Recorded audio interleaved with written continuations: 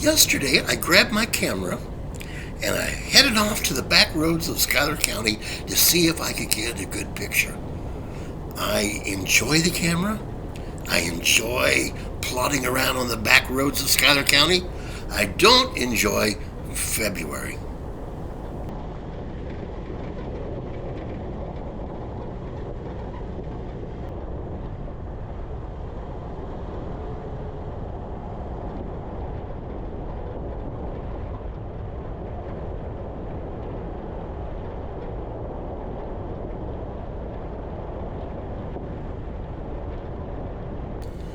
I saw several deer on the trip. They were off in fields to the side of the woods. They were on corners, just off of corners, and they ran right across in front of the car, just out of range maybe of this camera. If you look really closely, you might see one or two. I saw a few deer, but I didn't get any good pictures. I knew that I wasn't going to get any good pictures. I broke almost every rule in the books, intentionally aiming for bad pictures. I chose the middle of the afternoon. That's the worst time to use a camera for landscape photography. The hour or two before sunset, the hour or two before or after sunrise, that's the golden hour. That makes the best pictures. Look at that sky. It's just a hazy gray with a little bit of snow coming down. If it was brighter and sunnier, the weeds along the side of the road would burst alive. If it was cloudier and rainier, well, bad weather makes good pictures. I brought the wrong lenses.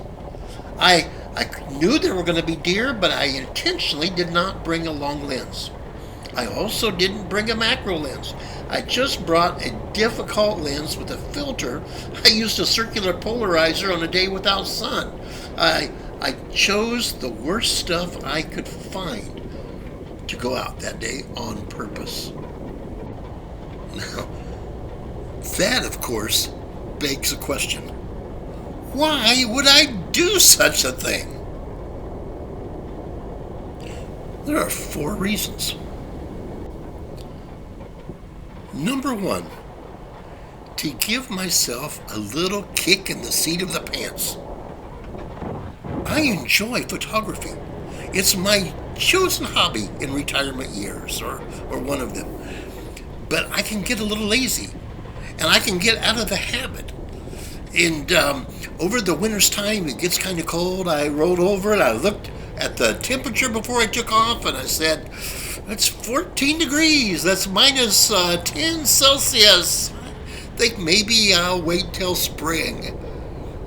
But I needed to push myself and get out there, even if I was a little draggy. Number 2, I needed the practice.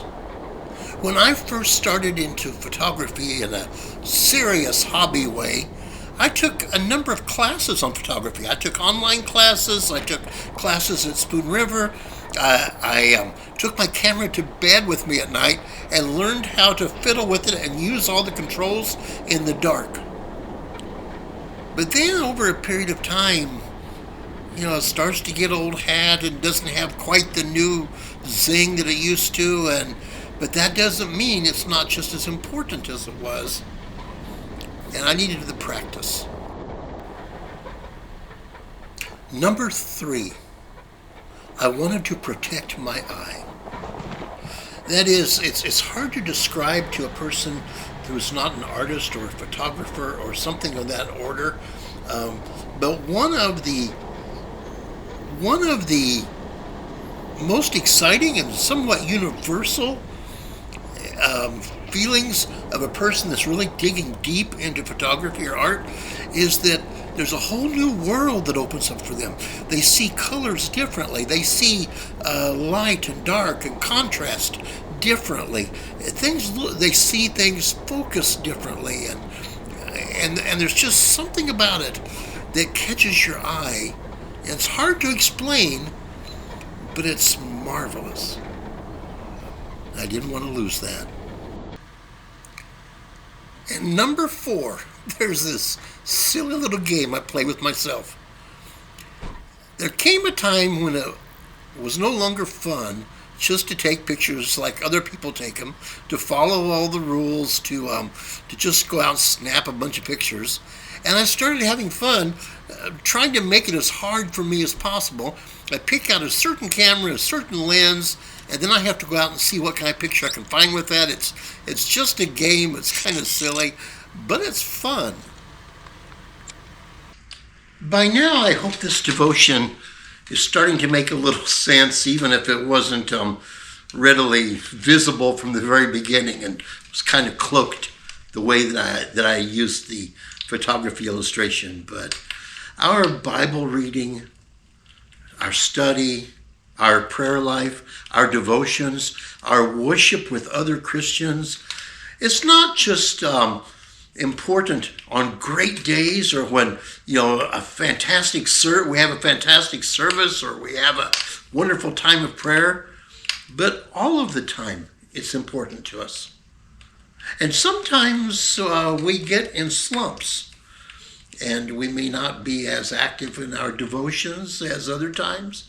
We may not be attending church as often as we thought we would.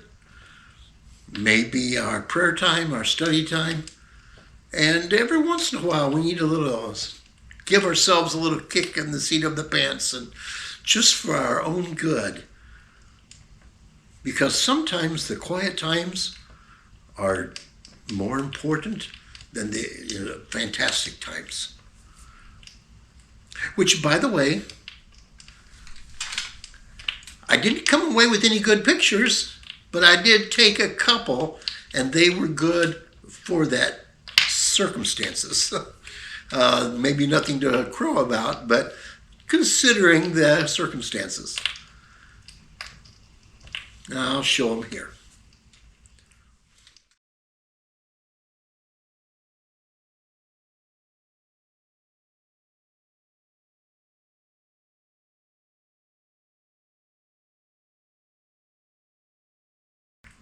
Well, we're about halfway through another week, and in a few days we get to come together and worship our Lord together again, and I'm really looking forward to that.